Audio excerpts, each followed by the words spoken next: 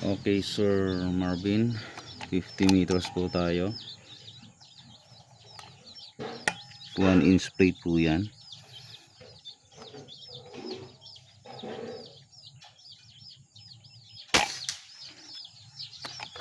Hit.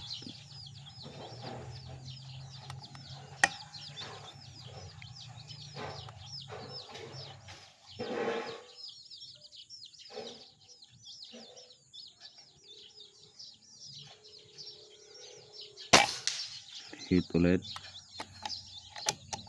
So very accurate na po sa 50 meters ang inyong unit, Sir Marvin. Pwede na po.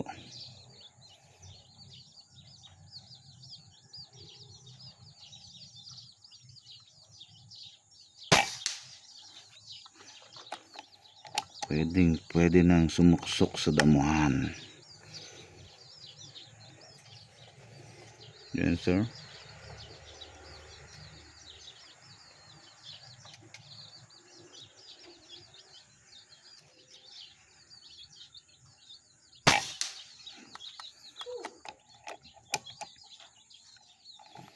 Isa pa para makomplete natin yung 5 shots.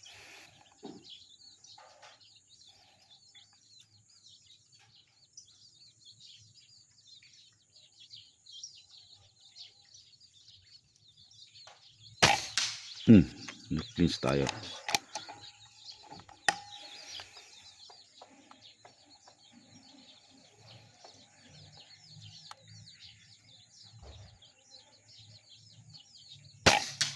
Okay, buka pa rin naman. Umutang tayo. Isa pa.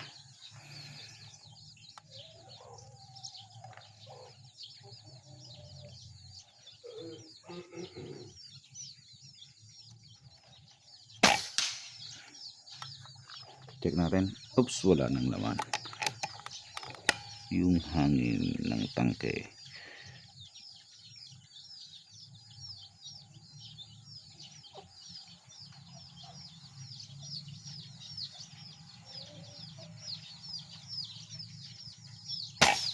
Okay, pero hit pa rin.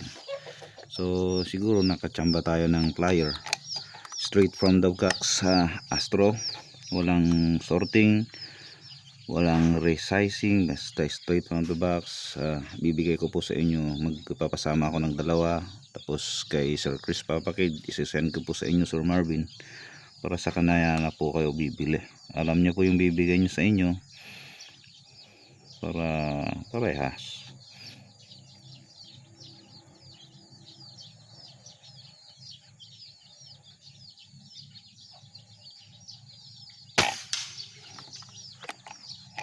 Karga tayo ng tangke, then continue natin mamaya.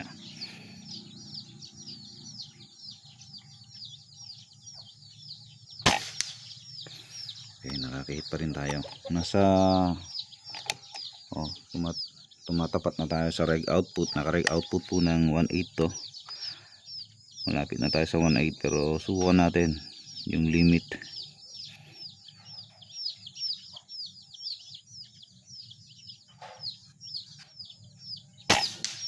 Nakakapatama pa rin nga naman.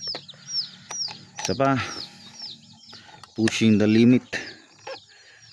Ibig sabihin, kahit na tapat na kayo sa reg output, sir, makakapatama pa rin kayo ng 50 meters 1-inch plate.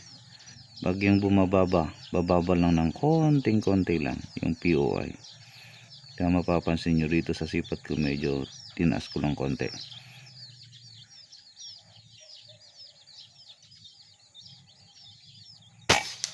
O, diba? So ayan, sir, papakita ko po yung inyong unit. Tapos na po. Okay na po, Sir Marvin. Thank you po for trusting NBAS. Ayan, FX. Hindi na tayo naglagay ng power plenum, pero kaya pa rin. Nakaka 940 FPS po ito. Ayun. Thank you.